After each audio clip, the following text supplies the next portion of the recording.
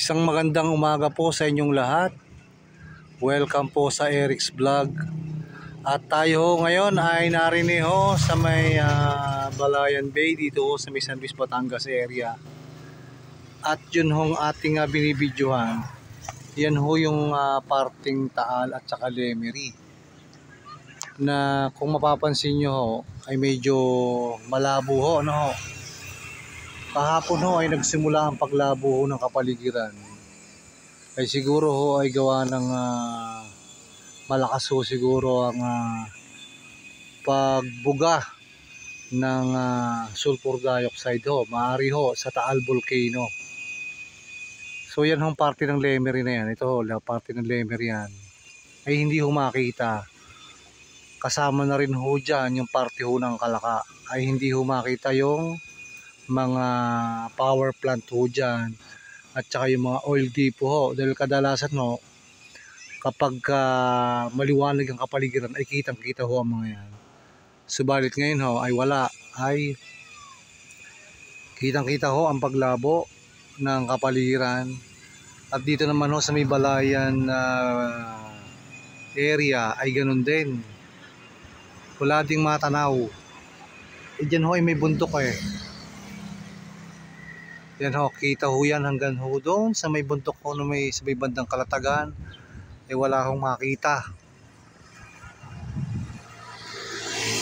At dito naman tayo sa may bahagi ho ng San Luis. Yun ang bundok na yan. May isang barangay pa ho dyan. Ayan, kitang-kita rin ninyo ang paglabo. Ayan ho yung mga resort dyan. Parang may usok ho na kulay gray. Yan ho, kitang-kita ang paglabo.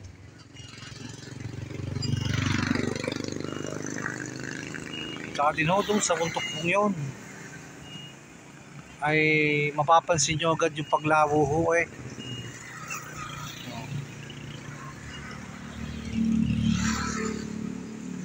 Yan ho, i-zoom natin. Kadalasan ho pagka hindi ho o walang smog o bag ay hindi ho gaya ng itsura niyan. So yan ho ang sitwasyon din ho sa may San Luis, Batangas area. Dito ho sa Bay, dahil ito ho ay Balayan Bay. At napapaligiran ho ito ng mga iba't ibang bayan dito ho sa Batangas.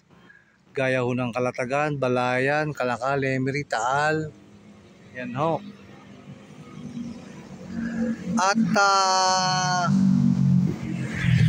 yun hong report pala na inilabas ho ng PBOX doon ho sa kanilang pagmamanman ng 24 oras ho sa Taal Volcano ay ang mga datos ho ay ang temperatura ho ay napakainit pa rin.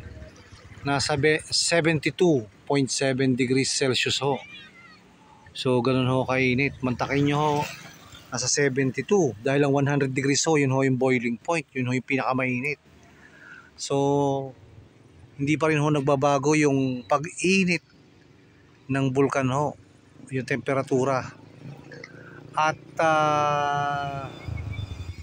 base sa kanilang report ngayong umaga ay meron din hong 5,478 na sulfur dioxide ang ibinuga ng Taal Volcano ho sa nakalipas na 24 oras. Pero ho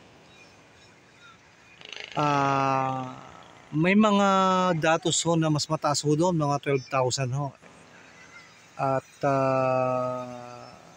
halos kalahati lang ho yung ibinuga kahapon. Pero ho yung pagtaas ho, yun ho yung medyo mataas, 2,100 ho na metro. 2,000 at 100 ho metro ang itinaas ho ng pag-usok ho kahapon. At yan daw ho ay papunta ho dito sa kanlurang bahagi ho ng Batangas. So dito ho yung kanluran na kanlurang timog ho na pagpunta ho ng usok o yung pag-uusok ho. Ayun. So nakita nyo may bahay doon. Tingnan natin. Yun. So yung likod ho niyan, Bawan, Batangas. Ay makikita nyo ho yung pag-usok.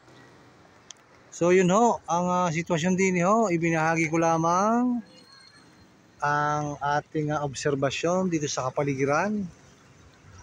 Partikular ho dito sa lalawigan ho ng Batangas. Ang isa sa pinakamagandang probinsya sa buong Pilipinas ay ang lalawigan ho ng Batangas. Yan. So ang dagat to ay bahagyang kalmado, although may konting malilit na pag-aalon. So yan ho ang ating vlog ngayong umagang ito. Dini ho sa may lalawigan ho ng Batangas. Dito sa may San Luis. Ayan. Ang isa rin ho sa